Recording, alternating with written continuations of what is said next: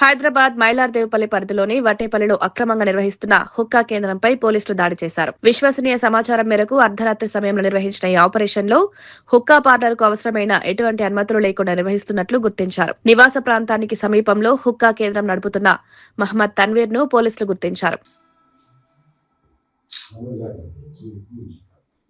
चलो इसका करे रे बैठे बैठो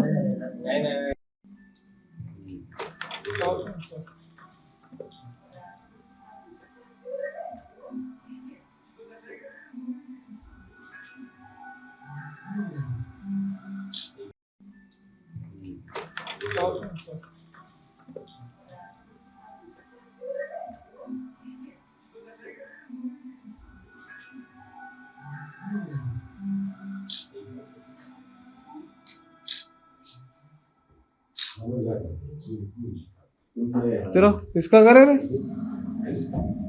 बैठे बैठो